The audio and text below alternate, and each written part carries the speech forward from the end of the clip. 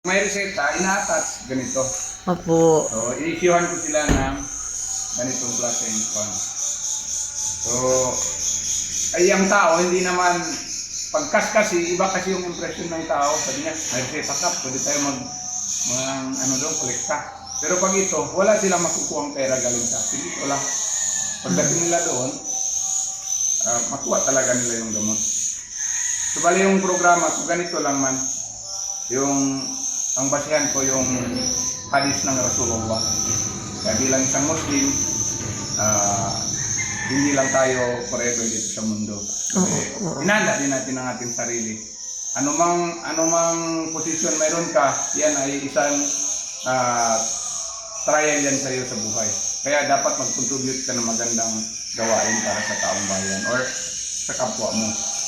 So ako lang, yung ganun pang maliitan lang. Pero paminsan ang maliitan, pag madali mong malapitan, malaki na din ang impact, di ba?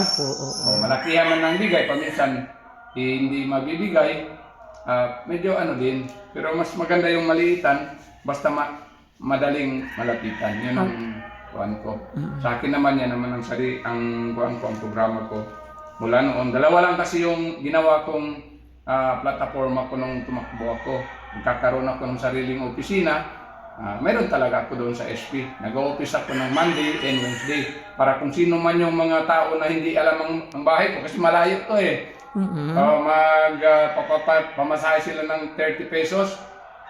So kaya naglaan ako ng 2 araw every 1 week. Tapos nagla-live ako. Kita ninyo naman yung live ko. Bale, nagpa-public service ako. Andito na ako.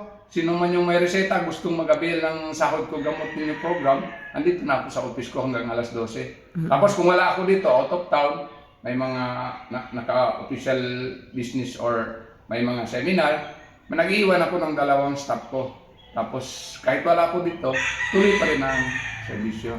Pag minsan, diyan ako sa daan, makita ako ng tao, parahin ako, may doon silang reseta. Pag minsan mga bata, may bitbit na mga bata, at least masaya na din ako kahit na papano andun yung serbisyo ko. Hindi lang sa opisina, kahit saan. So ganun lang man ang ko yan, sumpa ko kay Allah Subhanahu wa Ta'ala. Na pwede lang mag-witness kahit anong posisyon ko, andyan pa rin yung nagmamagandang loob ako para sa kapwa ko. Lalong-lalo sa Allah Subhanahu wa Ta'ala. Yun ang programa ko. Kaya ang tawag ko dyan, malasakit para sa may sakit. Sahod ko, gumutin niya. Tapos nagbibisita ako sa mga may kapansanan. Tapos inaalam ko, paminsan may pumunta dito, mayroon doon na hindi nakakalakad. Inaalam ko kung ano yung mga gamot niya na pwede kong dalhin. Paminsan, pinupuntahan ko, dinadalan ko na gamot at kunting tulong ng bigas, ganon. Kasi yun, isa din yun sa mga spiritual din yun. Sabi nila kung binisita mo, ganon din, para din binisita mo ang Panginoon. So, ang sa akin ay malilitan yan, gaya ng sinabi ko. Pero pag madali mo siyang mag-provide sa tao, masaya din ang tao. Paminsan, mayroon akong inaalagaan na 4 at 2 na lang ngayon yung nagtuturok every month. Binibigay ko ng worth of 500 na diabetic na nag-i-insulin sila.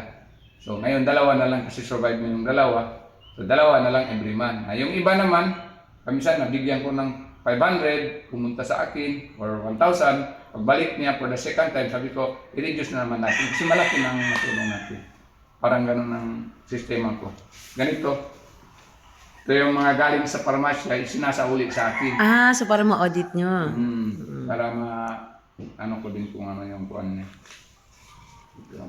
Wow. Kayo palang sinabi ng kapatid ko, sabi na daw ng manok.